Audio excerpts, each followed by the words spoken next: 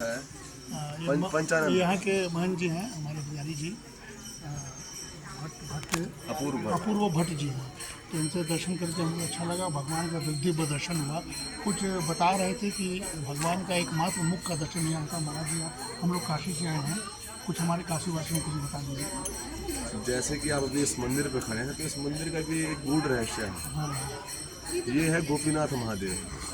18 पुराणों में से अगर आप स्कंद पुराण खोलें, अगर यदि चाहा आपने खोलना, तो उसमें स्कंद पुराण के केदार खंड में इस मंदिर के बारे में, गोपीनाथ मंदिर है, ये लोक कथाओं के आधार पर इस नाम रखा गया है। वैसे स्कंद पुराण के केदार खंड में इसको पशुवेश्वर महादेव कहा जाता है। पशुवेश्वर तथा गोस्थल, ये वही स्थान है जहाँ पे भगवान शिव ने कामदेव को भस्म किया था।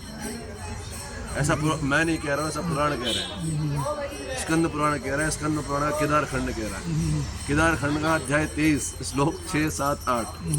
अगर आप और डिटेल में जाएं तो ये आपको श्लोक बता देंगे। तो यहीं पे भगवान शिव ने कामदेव को भस्म किया था।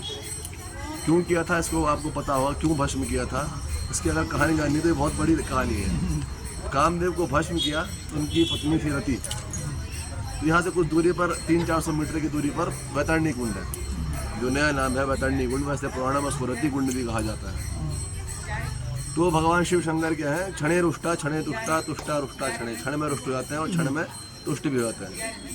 तो जब कामदेव को भस्म किया तो रति ने तपस्या की, भगवान तुष्ट हो गए। तपस्या तो उनको कुछ भी नहीं चाहिए, उनको अगर भाव दे दिए उनको तो वो तुष्ट हो जाते हैं।